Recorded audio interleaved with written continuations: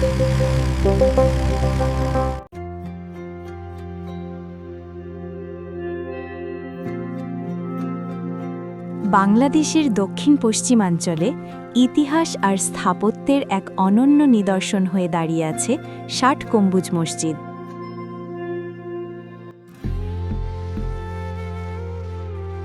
ইটের তৈরি এই বিশাল স্থাপনাটি কেবল একটি ধর্মীয় উপাসনালয় নয়, এটি মধ্যযুগীয় বাংলার রাষ্ট্রচিন্তা, সমাজ ব্যবস্থা ও নির্মাণ শৈলীর জীবন্ত দলিল।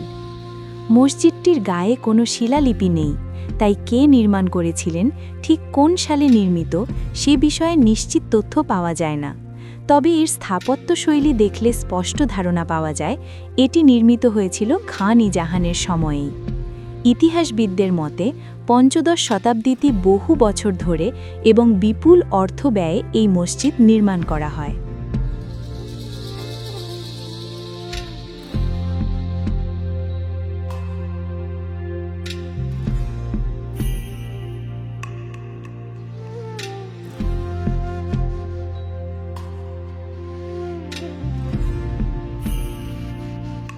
তৎকালীন বাংলার সুলতান নাসিরউদ্দিন মাহমুদ শাহের শাসনামলে খান আল আজম উলুগ খান জাহান সুন্দরবনের কোল ঘেঁষে গড়ে তোলেন খলিফাবাদ রাজ্য।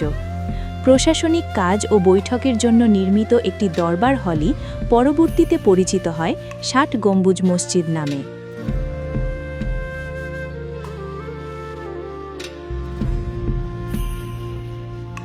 মসজিদটি নির্মাণে ব্যবহৃত পাথর আনা হয়েছিল রাজমহল থেকে।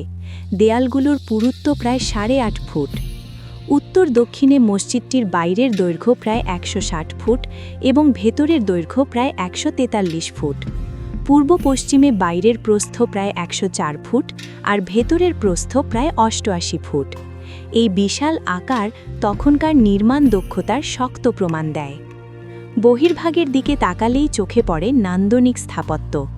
পূর্ব দেয়ালে রয়েছে ১১টি বিশাল খিলানযুক্ত দরজা, যার মাঝের দরজাটি অন্যগুলোর তুলনায় বড়। উত্তর ও দক্ষিণ দেয়ালে রয়েছে ৭টি করে দরজা। মসজিদের ৪ কোণে ৪টি গোলাকার মিনার, যেগুলো উপরের দিকে ক্রমশ সরু হয়ে গেছে। সামনের দুটি মিনারে প্যাঁচানো সিঁড়ি রয়েছে, যেখান থেকে একসময় আজান দেওয়া হতো।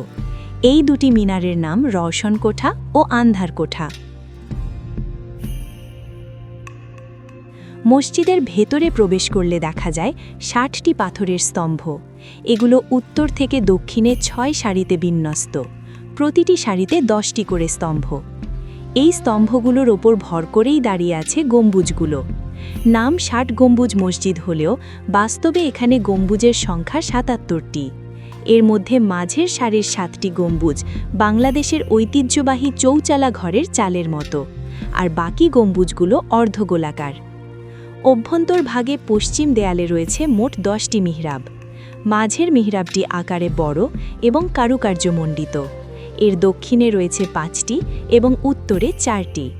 তবে মাঝের মিহরাবের ঠিক উত্তর পাশে একটি ছোট দরজা রয়েছে। এই দরজাটি নিয়ে রয়েছে ভিন্ন মত।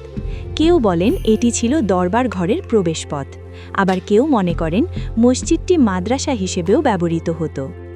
এই মসজিদ শুধু ধর্মীয় ইবাদতের স্থান ছিল না, এটি ছিল প্রশাসন, শিক্ষা ও সমাজ পরিচালনার একটি কেন্দ্রবিন্দু। ১৯৮৩ সালে ইউনেস্কো বাগেরহাট শহরকে বিশ্ব ঐতিহ্যবাহী স্থান হিসেবে স্বীকৃতি দেয়।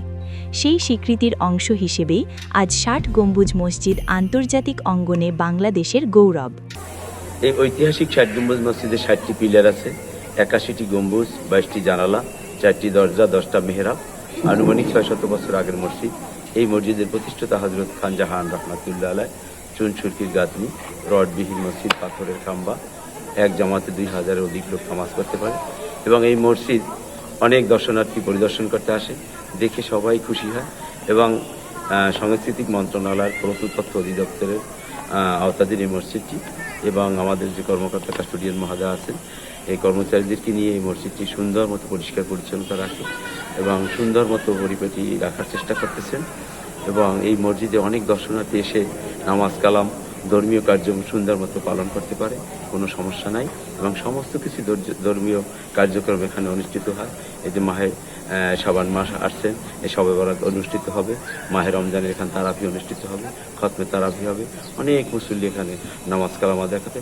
এবং বিশেষ করে এখন দর্শনার্থীরা, অনেক শিক্ষার্থীরা এখানে শিক্ষা সফরে আসেন এবং শিক্ষণীয় বিষয় নিয়ে এখান থেকে বাড়ি স্থান পরিত্যাগ করেন। এবং এখানে আসলেই শিক্ষণীয় বিষয় আছে। খান জাহান রহমাতুল্লাহ এই দেশের ৬৭ বছর আগে আসছেন, আসি এই মসজিদ নির্মাণ করেছেন। এই মসজিদের নির্মাণের মাধ্যমে প্রমাণিত হয় যে ইসলাম সত্য ধর্ম, এবং তিনি ইসলাম প্রচার করেছেন। বড় একজন সাধক ছিলেন, বড় ধর্ম প্রচারক ছিলেন, বড় মাপের আল্লাহর ওলি ছিলেন। শতাব্দীর পর শতাব্দী পেরিয়ে দিলেও সময়ের আঘাত সহ্য করে আজও দাঁড়িয়ে আছে ৬০ গম্বুজ মসজিদ। নীরব এই স্থাপনা আমাদের মনে করিয়ে দেয় যে ইতিহাস কখনো হারিয়ে যায় না যদি আমরা তাকে মনে রাখি।